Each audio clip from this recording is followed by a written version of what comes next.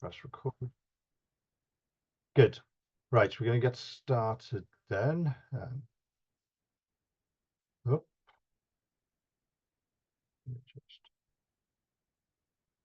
see if we're on full. Need to switch it around, I think. I'm hoping you can see that in full screen. I can't see you at the moment, but I'm going to take a punt that that's in full screen. So welcome to WHQS Unpacked number 4. Sorry, 2 seconds. Most of you know already who I am. I'm David Walton, but if you want to email me afterwards, want to chat about any of this, very much want to have those conversations. I'm quite passionate about WHQS and how that tenant engagement is going to work for you. So do get in touch if there's anything you want to do afterwards. And yeah, I'm Elizabeth Taylor. I probably have met most of you before, but if not, this is a really flattering picture of me, and this is me in reality. So you can get in touch with me at elizabeth@tpass.com, and I'm also on LinkedIn as Elizabeth Taylor and Twitter as Elizabeth Taylor too. Oh. And I want to say a big thank you to our sponsors, the Lloyd Bank Foundation. They've been brilliant in terms of helping us create this. They are an independent charitable foundation funded by the Lloyds Banking Group, and they work in partnership with small and local charities, other organizations, really tackling those complex issues and barriers that people face, and to create that support. And a large part of that work really is, I say, supporting people in housing all across England and Wales, and we'd like to thank them for their support for this series. It's been so invaluable. Thank you. So today we're carrying on with the Great Challenge WHQS WHQS 2023, already in its second version. And if you've been with us all along, you'll know that we split it into 5 sessions, and today we're going to cover, as I say, digital flooring, bathrooms, and anything else. That anything else actually has got a couple of important things in there. And as I say, session 5 will be measurements. So just a quick reminder, we have got some deadlines coming up soon. March 25 is not that far away in terms of assessing the stock conditions, having a plan, costing, and engaging tenants.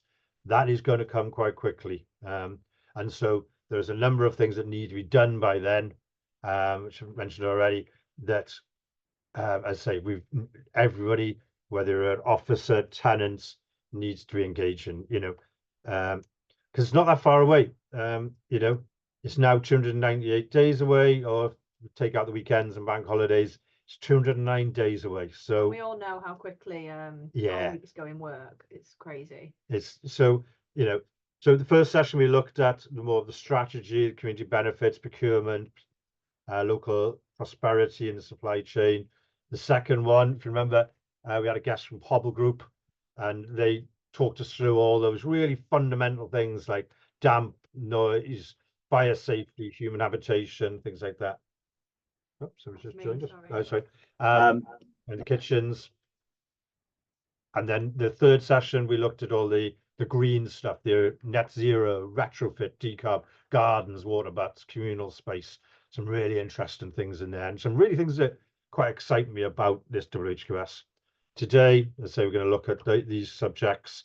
And a reminder, because we keep getting asked this, we're putting all of it on this link. We'll put it in the chat in a minute, but on this link is all the slides, all the videos, all the supporting material. I've already put some things on for session 4, some of the support and best practice documents and stuff. So I'll put it in the chat. It comes, I think Jonna will send you an email afterwards, but that single link, there's no logins, there's no registrations. It's just a page where you can find all the material that we've done in this session. So let's get started. Bathrooms. An important one for all of us. It's on page 27 of WHQS. Homes must have an up-to-date bathroom. But what does that really mean? What detail does WHQS give? So it first says bathrooms over 26 years should be replaced unless in good condition. And I think that feels about, I was thinking about my own, it's about 15 years, still in good nick. But yeah, 26 years is the where they're looking for, unless in good condition. So what it says there is, it goes in section 5, bathrooms and WC facilities must be in good condition. And what do we class as good condition? Our friend HHSRS comes back. So those guidelines, it needs to be assessed by somebody using the hazard 17 and hazard 19 to assess that it's in good condition. So we're looking at drainage, chips, and the ability to have falls and stuff like that. Really important one, as I say, covered by a technical standard. And again, if you're a tenant or if you're unsure, somebody would need to run that assessment if there was a dispute or an issue in terms of what is a good condition. It also says you should have suitable flooring as well. And again, HSRS kicks back in. We'll talk about flooring a bit more in a minute, but in this one is covered by 3 standards. As I say, personal hygiene, sanitation, and drainage. That talks about rips and things like that. Making sure that the flooring is in good condition.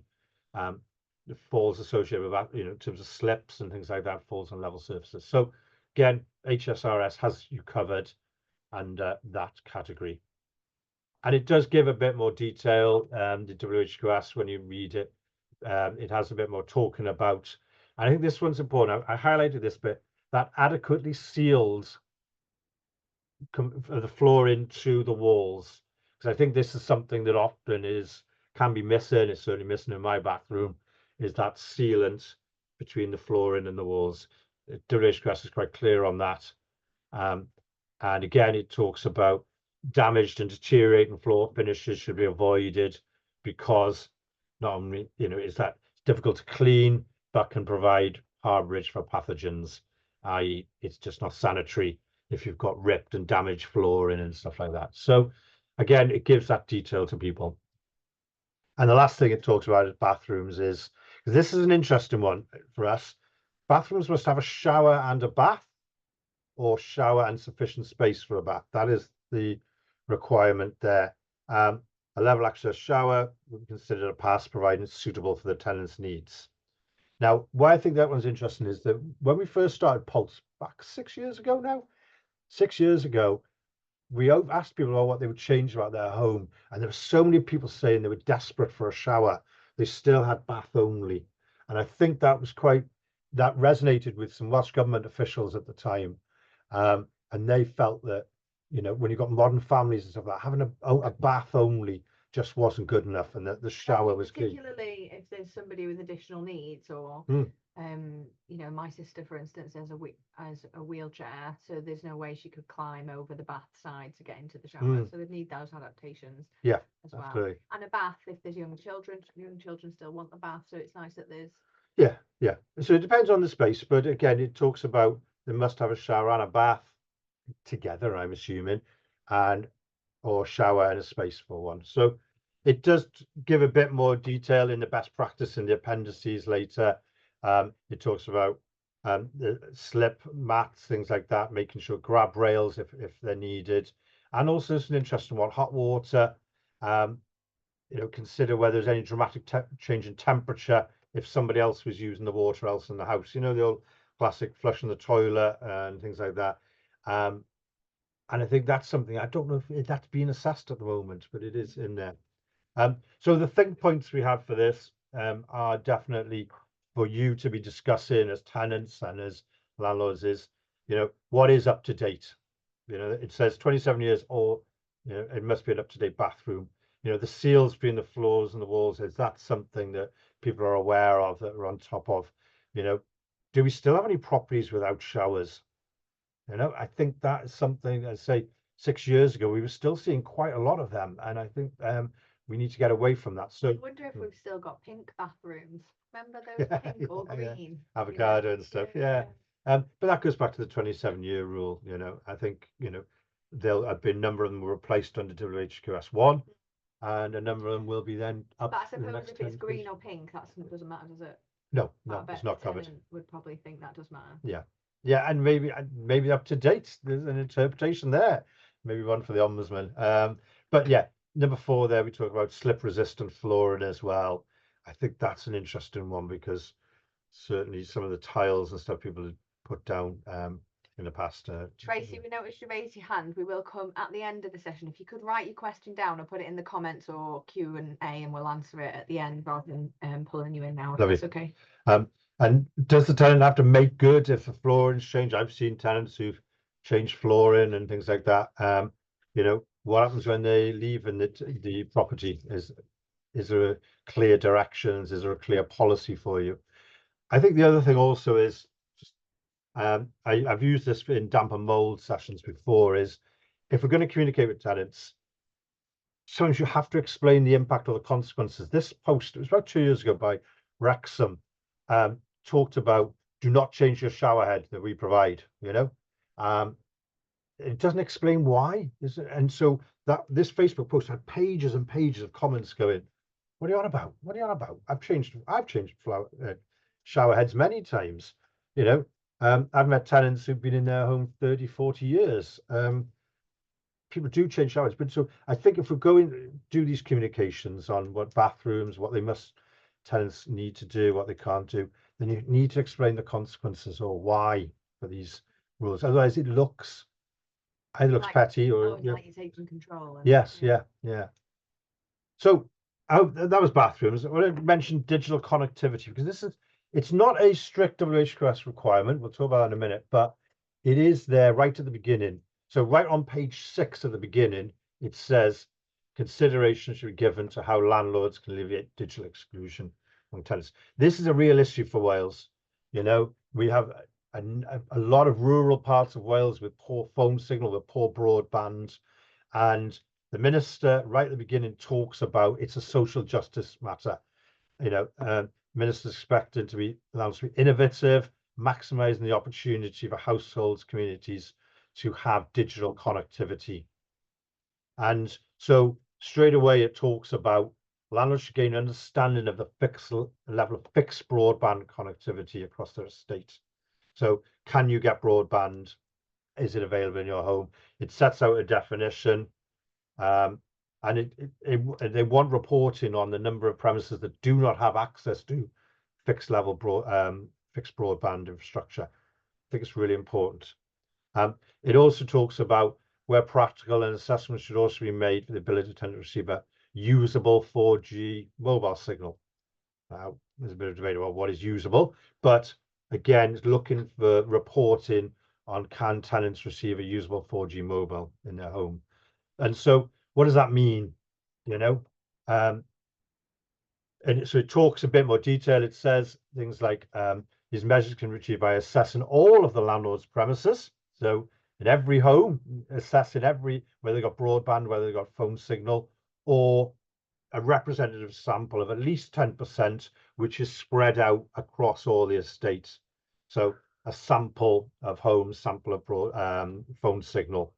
And this doesn't have to be formally assessed, so it's not a WHQS requirement, but it does need to be reported on in the compliance policy stuff. So I think this is really important. I think it gives a state of the properties, social housing in Wales, and where extra work and measures are needed.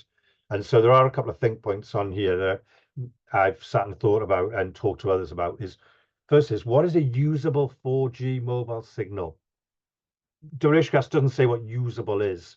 And so I think everyone will determine, is that 1 bar, 2 bars, 3 bars? Personally, usable to me is a minimum of 3 bars, I would imagine. But I think that needs a sector standard. I don't know if that's, you know, CHC or the local government association, but somebody I think needs to define what usable is, because all of us would interpret that differently. And we'll end up with different reporting. Same with the time scale. It doesn't say when you have to report on it, or at least I couldn't find it. If anyone knows, I couldn't see where it needs to be reported on. So WHQS has a 10-year plan, you know, initially with many of the deadlines. And, you know, we need to know the data now, really. We need to see so that plans can be in place, you know, infrastructure councils, BT, people like that can work on this. There's no point doing this at 9 3/4 years. It's just too late in that cycle then. So And the last thing is there's plenty of tools available for testing fixed broadband, same with 4G signal, things like that. But I do think there's something there. Sorry, I've said some of this already. But I do think there's something about real life check-in auditing, tenants confirming. Just because a tool says you can get, Vodafone claim there's a great signal in your home. We all know that's not always the case, same with broadband and things. So I do think this is an opportunity for tenants, polling tenants, using tenant groups to do some sampling of people. And does the data and tools that are out there match the tenant's real experience? So flooring. Oh, sorry. Questions, should we take them now? Okay, I can, yeah. I can have a quick look. Sorry, sorry, raise your hand by accident, yeah. So let's raise his hand. Let's get through material, then we can take the slides off, Okay, and we'll Okay, so we'll answer any questions that you have at the end of the session. So moving on to flooring. As you know, we did some work around flooring in collaboration with Type Alb, and the lack of flooring in social housing. As a consequence of that, it has been put into the new Welsh Housing Quality Standards. So we'll look at that in a little bit more detail. I have put some questions in here that have already been asked. You may have asked me yourselves. I went to the CIH conference and I had a lot of questions there. So I've gone back to Welsh Government with those questions and I can hopefully answer those for you today. And I can't move the slides. Okay, so what detail does the standard itself provide regarding flooring? So there's 3 different elements. The first one is what the initial standards provided, which is kitchens and utility areas must have suitable flooring. So that was already in the standard itself. And the same with the bathrooms and toilets for the facilities should have suitable flooring. As we know, that's that non-slip kind of vinyl flooring.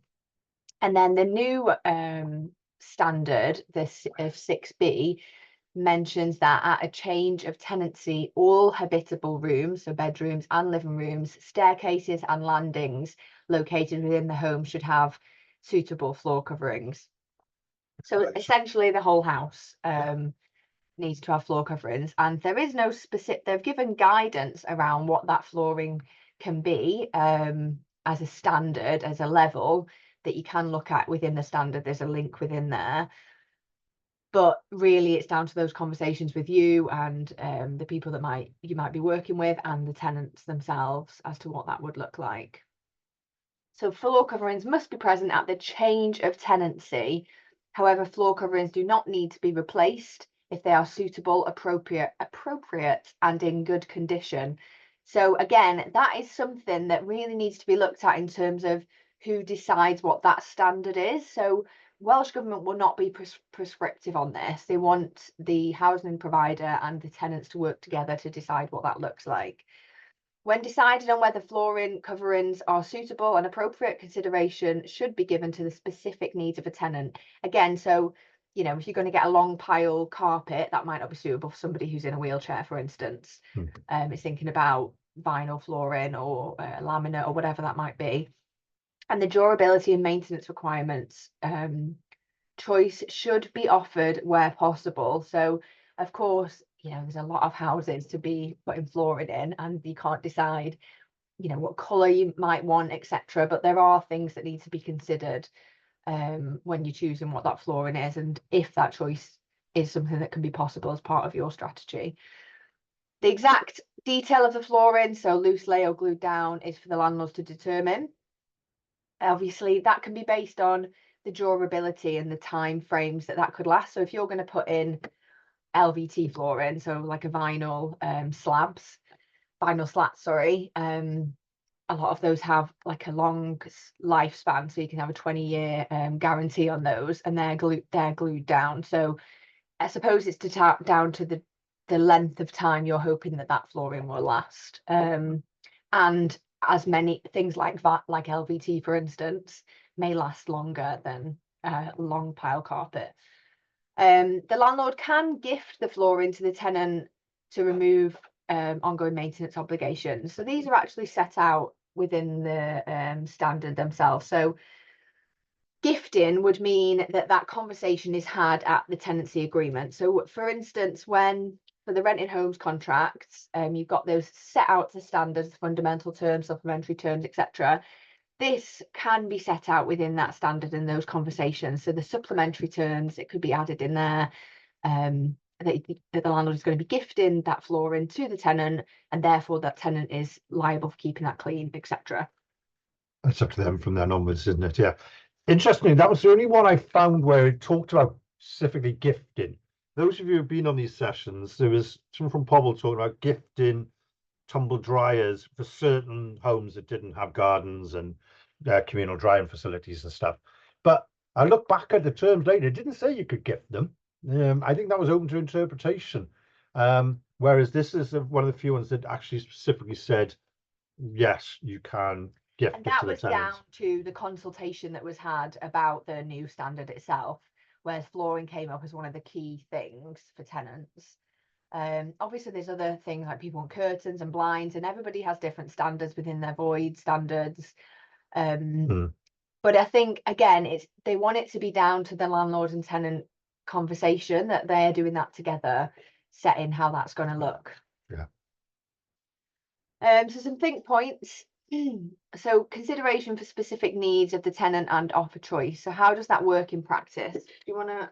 Yeah, I thought it was an interesting one where how are you going to offer choice? And how does it work in practice when often voids are turned around fast, people are on the housing register, and they've been desperate and want to move in as soon as possible. How is the specific needs of the tenant and choice done in practice?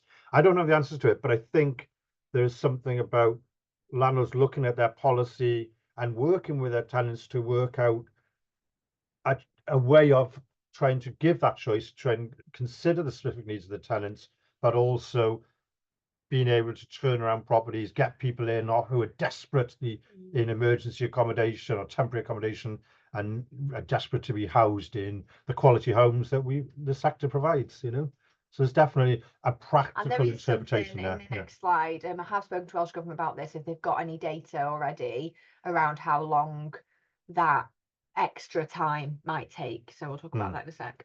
So keeping the transfer of existing floors. So do staff know the policy? So, you know, maintenance teams, etc. You know, they're usually the ones who might rip that carpet out previously. Are they aware already? Are those teams aware already that this is set within the Welsh Housing Quality Standards? Because people, from conversations I've had, people are thinking that there is a grace period from April, which we'll discuss in a moment.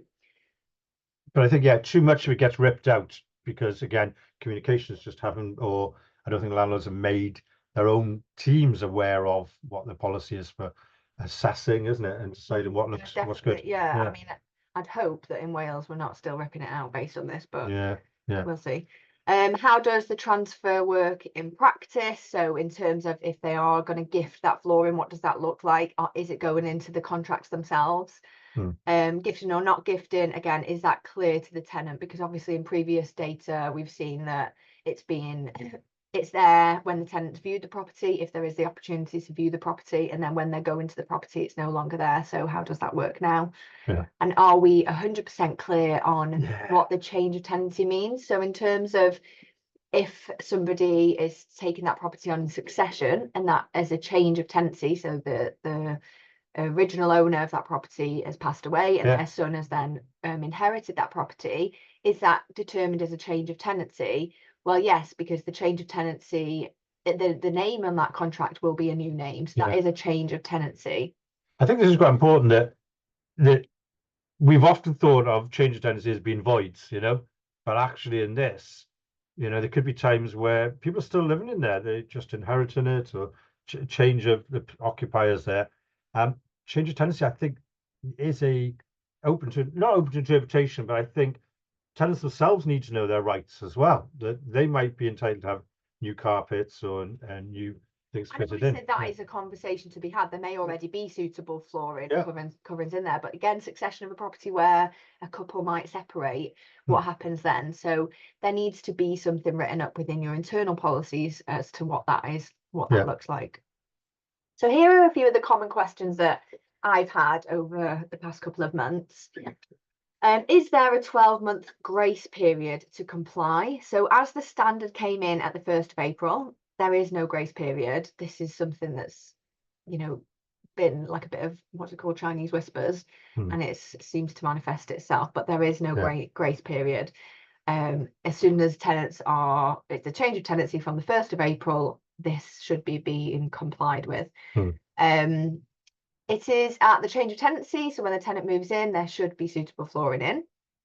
And what happens if the landlord don't comply? So asking Welsh Government about this, they said that they're sure that there will be grey areas where a tenant needs the home and are prepared to accept the tenancy without the flooring being in there and it being installed shortly afterwards. However, the expectation of Welsh Government is that it is there at the start of tenancy. Again, there is no prescription for this. They're not prescribing this is how it should be, but ideally they would like to see tenants having the flooring at the start of the tenancy. What David's just mentioned about, you know, people are dying to get out of the temporary accommodation, etc., and they're trying to get in quickly. That is down to the discretion of you and the tenant, isn't it? So if the tenant is wanting so badly to move in and they're willing to move in without the flooring, but then you've agreed to fit that flooring within a certain period of time, as long as that's done, I don't see the problem in that. Is there time allowed from resident moving in until the flooring is installed, as I just said? And Welsh Government have confirmed that a reliable source has told them that in the sector that the flooring element is adding potentially an additional week to the void turnaround time. So when thinking about how you're developing these strategies and policies internally, think about the fact that it's an extra week on the void turnaround. Yeah. Okay, we'll come to some questions afterwards. I just want to cover session 4 always had whatever else we've missed in the other sessions. They weren't necessarily missed, but they just didn't logically fit with some of the other bits and bobs. So I wanted to cover 2 bits that I think were really important that need to be considered. So 6D talks about it's a new standard, which is as far as possible, homes should suit the specific requirements of the households. And what we're looking at now is changing how we view homes, how cultural needs of homes are changing, you know, intergenerational living, different family structures, different religious practices and layout. And WHQS is saying now we need to start paying attention to the design of kitchens, bathrooms, things like this in terms of cultural needs. So I'm going to come on to some best practice in a second, but this isn't a formal measure. Again, it talks about, it wants to see reporting, it wants to see how a landlord is considering this in their turnarounds and their retrofit work, but it's not a measure that they will be formally assessing. But it is there, it's in there about how housing and our society is changing, and we need to reflect that in WHQS. So it refers to 2 best practice documents. I put them both on the portal, so you can click on them straight away. But they are 2 best practice documents from Canada and Ireland, which looked at what is culturally appropriate housing, how we need to consider changing, whether that's in terms of minority ethnic, whether that changes just different ways of living. So I do recommend they're really interesting reads. The Canadian one especially I found fascinating, and I believe Type Aub have done some bits on this as well. So it is, as I say, it's worth a read. And there are a couple of think points there, which is how does that work in practice? You know, I think it's a real opportunity for tenant collaboration and co-production with tenants about what they think this requirement means, and also how do you retrofit that requirement. So when we're talking about, you know, design of kitchens, bathrooms and things like that, high volume storage, that's easier to do in a new build. You know, it's probably a bit more difficult to do when you're retrofitting and you have certain valley terraces that are a certain shape and size.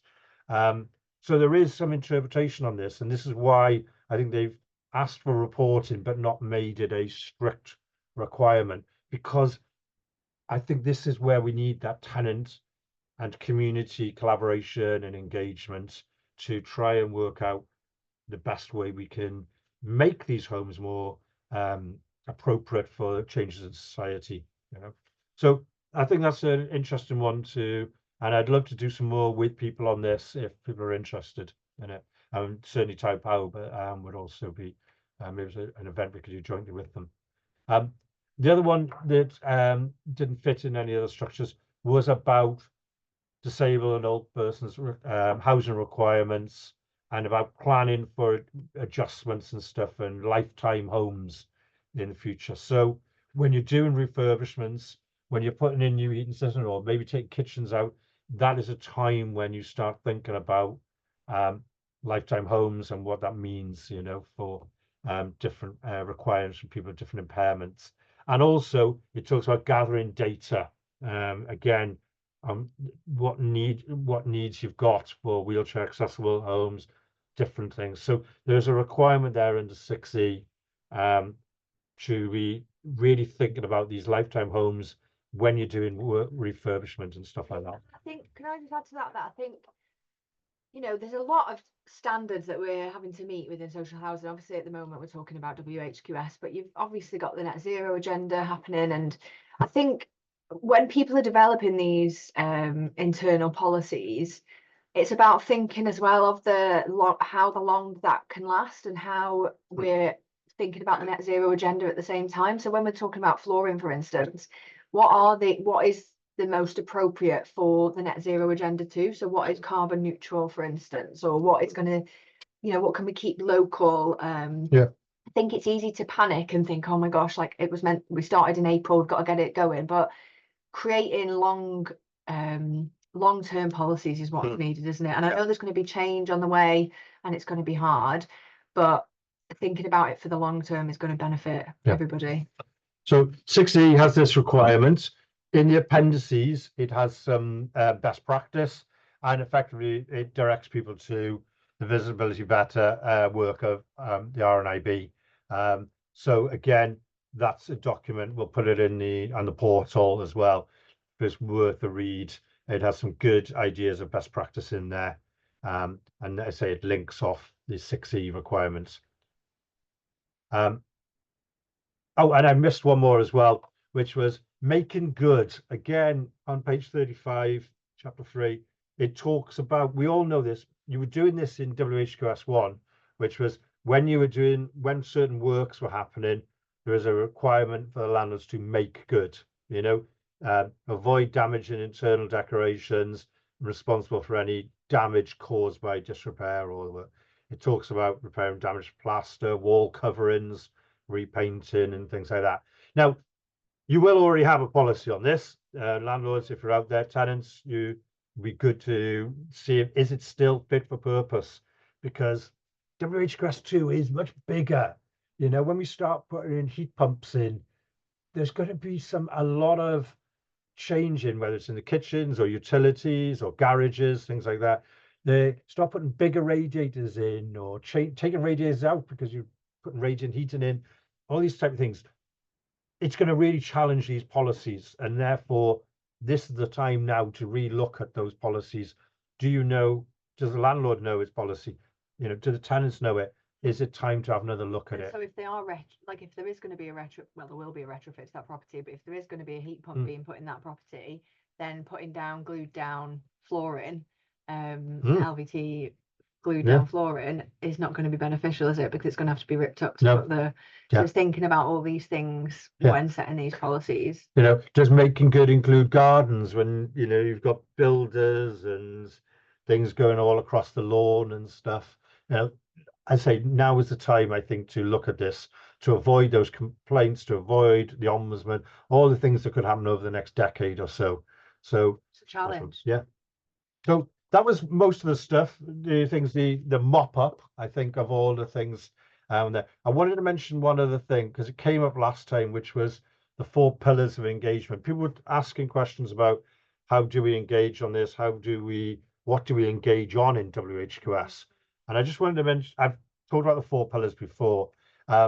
It's used by a number of people. This happened to be the weekly group in Scotland, but the 4 pillars are really on that first one is that not everything needs committees and consultation. It's about listening first, using your surveys, using your Facebook groups, things like that, asking questions, listening, point of data as well when you're doing repairs, things like that. You know, you listen, make tenants are heard, and you act on it. So that's the first pillar. The second pillar then is deciding what needs to be consulted and what can you work together on, what can you collaborate and co-create, co-produce together. So the things that are bothering tenants, things that are bothering landlords, take them and then co-create and co-design together. The third pillar, and I think this applies to WHQS, is where do you give just power, you know, share power, give power away, and let the tenants decide, you know, let them decide on some of the what's going to happen with the grass verges or the communal spaces. Let them have a say in the priorities and the some of the, you know, the types of flooring, types of different interpretations. So I think there's an element there of bringing in tenants to help them and for them to set some of the things. And then the fourth pillar is about capacity building. You know, what can you hand over? What training? What enablements can you do? What facilities have you got? Enable tenants to do things themselves. Tenants to have a stronger voice and build that capacity in the communities. And I still think that applies to WHQS because it could be around taking on parts of communal spaces. It could be taking on letting tenants decide and run certain things as part of their community. It's so easy to do to rather than do with, because it's such a big policy to implement and there's so many changes and it's overwhelming the amount of things that need doing. But for it to be a long-term policy and for it to have the impact it's supposed to, it needs to be done in collaboration. And I think that's when sometimes people think T-Bus thing is all about having committees and structures and things like that. I think there is a very important time for that pillar 2 there, consult and create. But sometimes there's also things you just need to survey, listen to tenants, ask them and act on it. It doesn't need complicated structures sometimes. So in Wheatley's case, they put in, you know, their different things they were doing, feedback forms, listening points, things like that, where they would co-create stuff together. They're a big housing association, you know, where they would give power away, you know, self-support, grants, voting, allow the tenant participatory budgeting, allowing the tenants to have part of that budget to decide and things.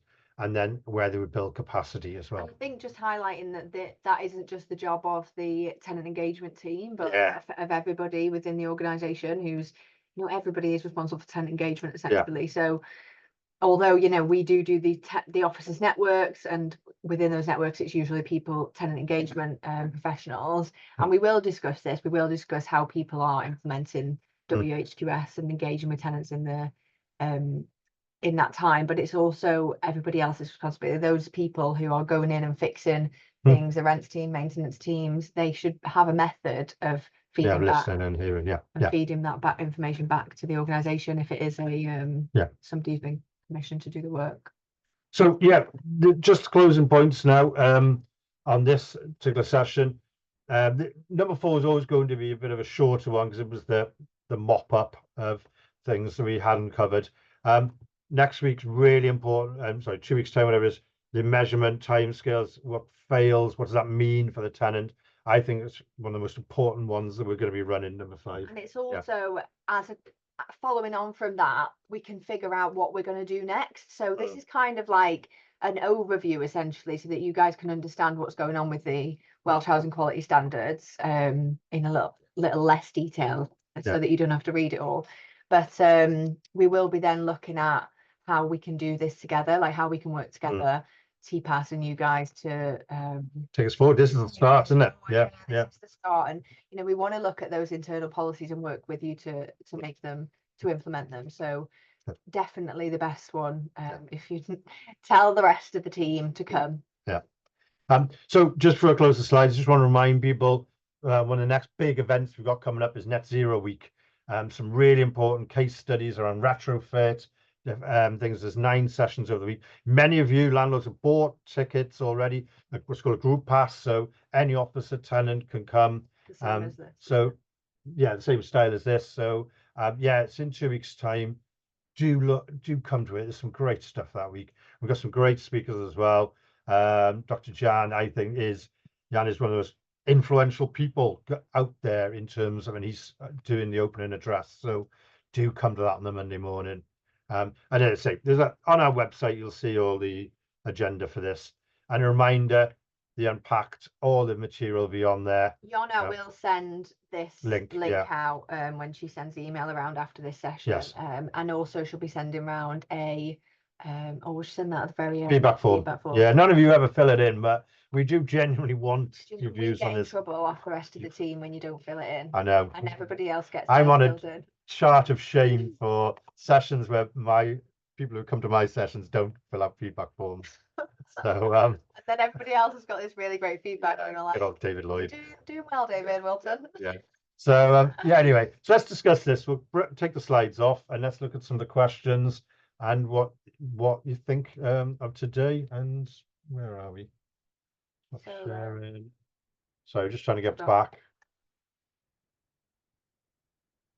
Oh yeah, our faces. Yeah. More. Here's the chat. Right, so we have to just read it from scratch here now. Yeah. Okay.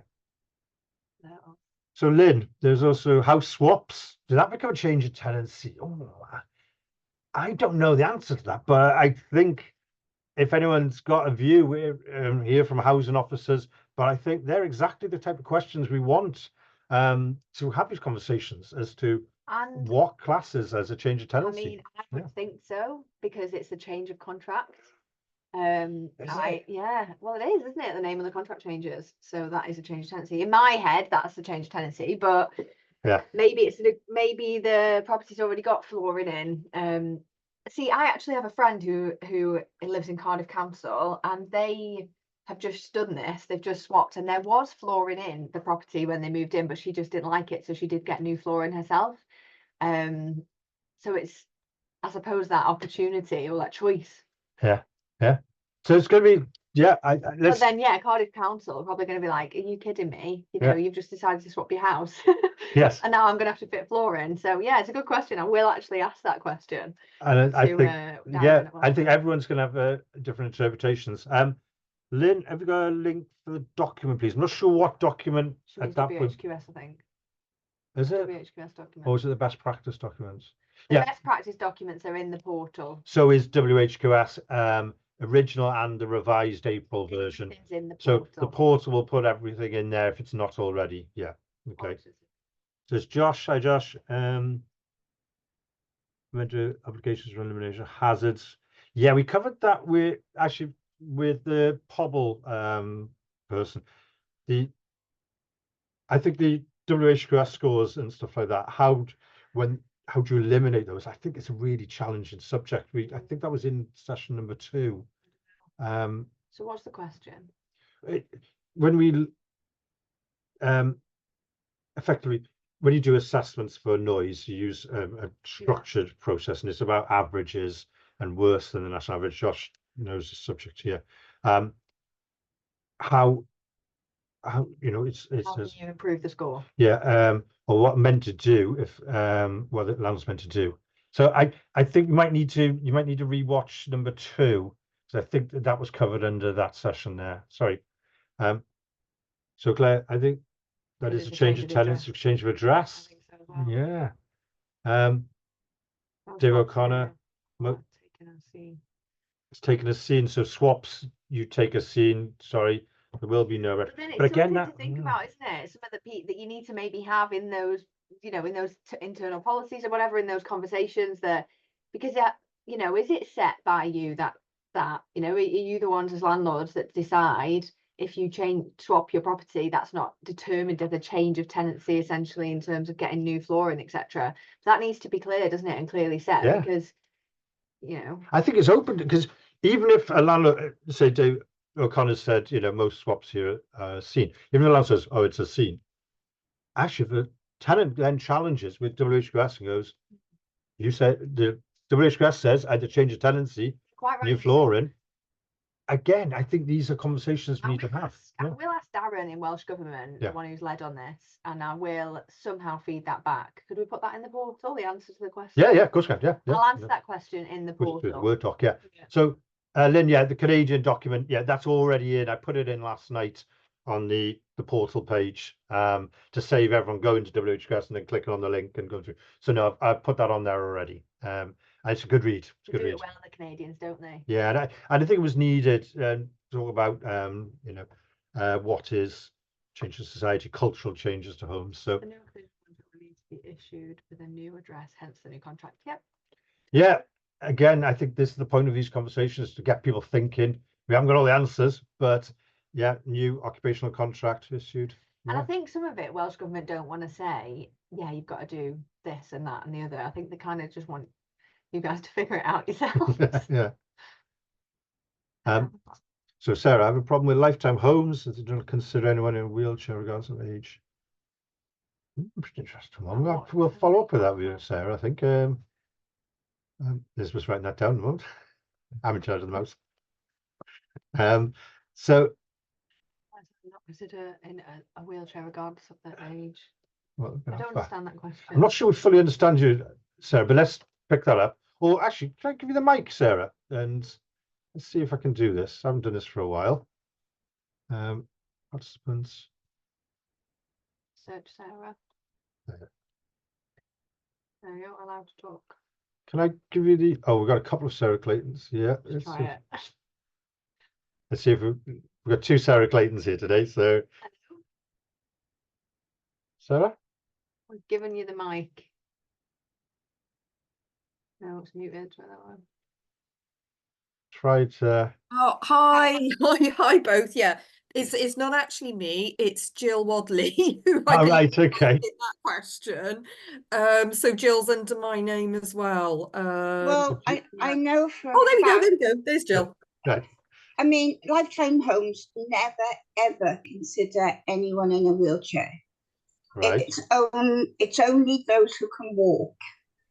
And this is my beef that I've got with housing associations, Welsh Government, because the Welsh Government doesn't actually stipulate what a lifetime home is. It means, like for me, I had to move with a teenager and a much younger daughter, and it took 3 years because there were no houses or bungalows big enough for a family. So you've got the same thing. If you've got children and one of them is disabled, a lifetime home is no good if you're in a wheelchair. But no, I can't get through to the Welsh Government that lifetime homes need to be scrapped. And we follow Habinteg, who look at all their properties and stipulate what is the house and whether it's a WC1, wheelchair accessible, and that type of gauging. They know all their properties, and so if someone is in a property and they're going into a wheelchair, they can either look up on the system and say, oh, that's fine, yes, we can make changes to this that's not going to be too expensive, rather than going off and finding a home and they're now in a wheelchair and are locked into one room because there's no access to the property. And that's my beef about lifetime homes. That's fair. We've been taking notes from all these sessions, and Welsh Government asked us, we're going to have a meeting with them afterwards, after session 5, to feedback different things that have come up, different themes.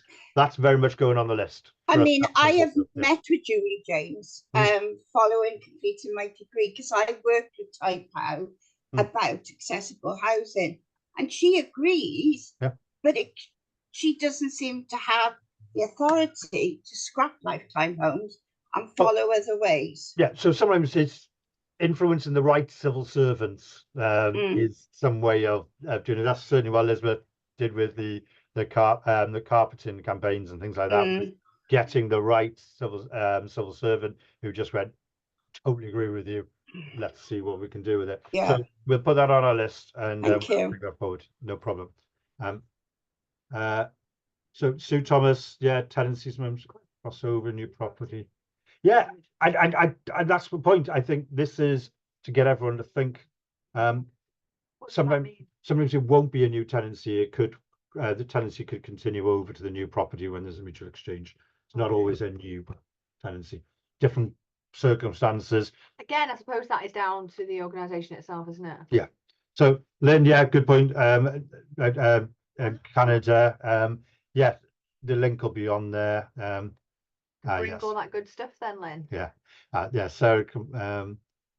So Julian Monmouth's already committed to covering mobility scooters and wheelchairs.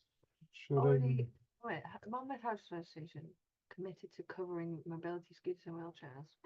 What does that mean, Julian? Julian, can we give you the mic so we can? We're just going to give it to you anyway. Yeah. Julian, you out there? We weren't Yeah. sure. Yeah, I'm here. Yeah, go for it. You said about Monmouth committed to mobility scooters and wheelchairs. I wasn't quite sure. What Well, there reference. was a bit of a debate with the tenants CBC with Monmouthshire. Yeah. How can I put it? They are willing to provide accessibility for all people that need mobility scooters or wheelchairs, including providing ramps and places to put the mobility scooter in and to be charged. Yep, yep. And I think that's what we need to be seeing. That's the point of how homes are changing. You know, homes that mobility scooters. I don't know how long they've been around, but I don't remember them as a kid, and that's a few years ago now. Well, but you know, they're everywhere now. They're an essential part of mobility for certain people. So I think, and we'll see more and more of them as society ages. So I'm glad Monmouthshire are doing that adaptations. And well, here in Caldecott, there's a lot of disabled people, a lot of elderly people, a lot of disabled people, and so Monmouthshire County Council, along with the housing authorities, have to come together and provide these people with accessibility. Yes, yeah, and I think that was one of the requirements earlier on about reporting and data on the stock and the needs of tenants going forwards. Yeah. Richard. What's Richard said? Around 60. About, visual impairment, so the colour that people are painting it, it's difficult if you've got magnolia and white, and some people are painting everything white. So again, I think that boils down to that conversation with tenants and having that choice. And the RNIB guidelines as well. So when WHQS says, about disability adaptations, it also talks about the RNIB talk about that paint. So you can see the difference between the floor and the walls and stuff. We know some good work in Cardiff Community Housing Association recently. They were doing the new builds, and they'd really considered when they were painting the walls and the floor and putting the flooring downs, so that they weren't clashing, but they were distinct enough to be able to see the differences. Same with the bathroom suite. They were using those RNIB best practice guidelines in all the work. So as we said, even for a good sighted person, it's best practice. We need to see in life contrasts. And so no, I think this is the point of WHQS. It's meant to be taking housing forward, meant to be so that when retrofits are work, that we do a better job. Yeah. So we've got a question. Sarup, you had your hand up earlier. We're just trying to find you. We're just going to hand you the microphone. See if you are still there. Hello. Oh, Sarup. If you ask to unmute. Go. Hello. Is there something you wanted to say earlier? He's gone off. Go back onto it. I don't know. Yeah. Oh, maybe Sarup's not there now.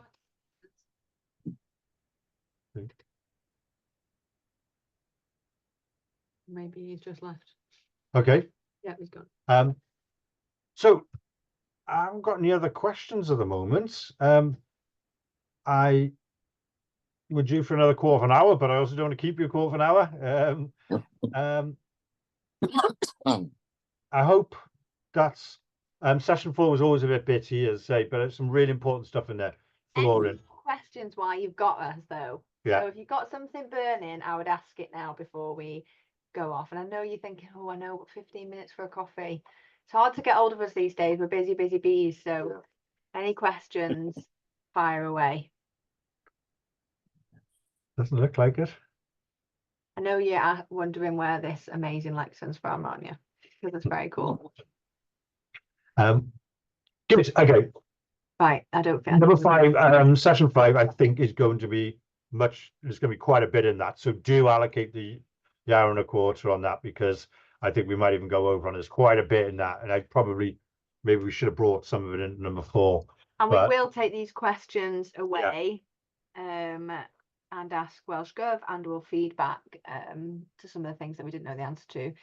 At the end, will there be a summary of key points? I think so, yes. I think I've been given a track of some of the challenges, some of the bits that haven't done. We're also developing a shorter version of this. So some of you have had the joy or the misery of sitting through 4 hour and a quarter sessions on this. So, and overall, it's going to end up about that's about 7 hours or something.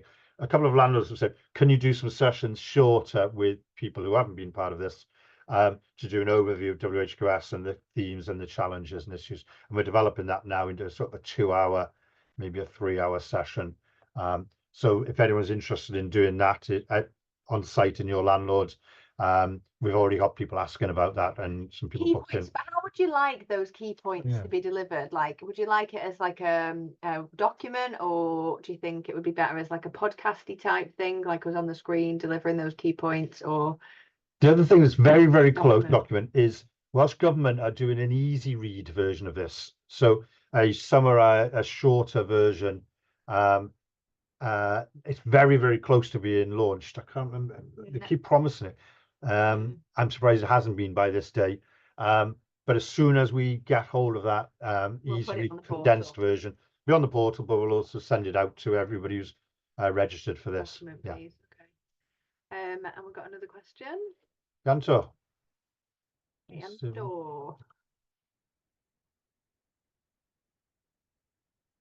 to talk. There we go. Okay, to just unmute yourself. Can you hear me now? I can, yeah, Yanto.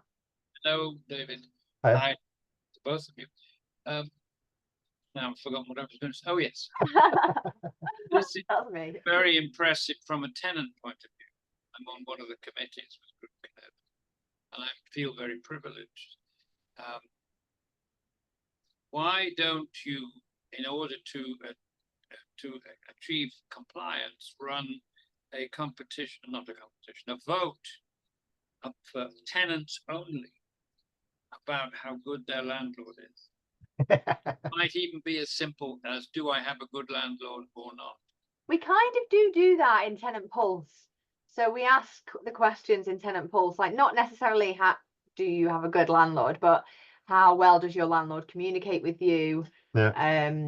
What was the form of communication that you like? That we asked that in our annual Tenant Pulse survey. But there is we've met them recently. There's a website, there's charitable status who are developing a Rate My Landlord, and it was originally developed for the private rental sector, where people need to know about, let's be honest, poor landlords and good landlords in the private rental sector. There's a mixed bag, isn't there, in private rental? So they're keen to develop some more stuff around social housing. So it might be something we could send around. What's difficult about that though is that it depends on the day as well, doesn't it, that you fill out the survey? Like if your landlord's annoyed you that day because you're waiting for someone to come and fix the shower and they've not come to fix it, it's like you're gonna vote badly, aren't you? But there is the but the STAR surveys, which Welsh Government don't make it easy, but they do publish data on how landlords compare and stuff like that. It's nowhere near as good as Scotland.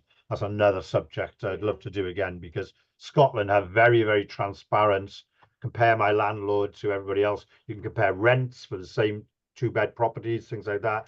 You can see like your local council versus a housing association in the same town. And we're and things like looking, this. we're Yeah. reviewing our tenant pulse portal at the moment, the way that we do our tenant pulses. So people respond, and we're hoping that we can segregate the data to north, west, or north, west, mid, south, so that housing associations and local authorities can look at rural versus urban, urban areas. So all I'd say is I'd just encourage people to complete those surveys, so we can have a look at what that data looks like in different areas. Another point that I wanted to make is that 4G is a real problem in Snowdonia. I can imagine. Yeah, no. And it's almost like how's that's shouldn't be on the housing provider, really, should it? And it goes back to, you know, what is equally, how will we judge that in 10 years time? Because truthfully, I live in an urban area, I live outside of Cardiff. I get annoyed when I haven't got 5G, you know. In fact, I get quite annoyed when I haven't got 5G, but that's years of privilege compared to parts of Wales who've got no G's, you know. Got no G's. So, you know, 4G to me, it feels like it's standard that's going to feel quite dated in 10 years time. Yet but for again, you, it's not prescriptive, is it? It's not within the standard saying it's got to be done. It's just consider it, isn't it? No, but I think reporting on it is really important, and I think the tenant experience is really important compared to Vodafone's map and things like that, you know, because there will be pockets of Eryri where you are, you know, that have nothing, you know, and we need to be highlighting that people are disconnected. Savile Roberts, the Clyde MP for the area, has been fairly successful at pressuring the government. Oh, I can imagine. I think, and that's why we need to see these maps, you know, and see where these pockets of no broadband, no 4G, you know. I think it's we need to see that, and landlords have got a role to play in that, and where the sort of people then can, you know, we talked to BT, we talked to different open reach people like that, and I think politicians can put that pressure on. Yeah, it's good. We're fairly well served in Belgellen. You've not mentioned Richard Grant, who has a very interesting piece on them in the chat about different colour. Right, we'll have to mute you now. Oh yeah, we did. No, we talked about the colour schemes and stuff, the RNIB guidelines. Yeah, I think we're seeing good practice more in new builds. Like I said, in Cardiff Community Housing Association did some great work recently on that, where they really did factor in all the best practice on it. But yeah, retrofit work when we're doing kitchens, bathrooms, you know, redoing, making good. I think there's a lot more to go. Yeah, it's getting the balance, isn't it? But it's his point about differing colours. Yeah, definitely. Yeah. And I think this is good. It's not just about people, as you said, I think at the end there of his point, you know, even for a good sighted person, you know, be bad, so yeah, there's a lot more work we can do on this, as a sector. This is the start, isn't it? This is the start. Okay. Sorry?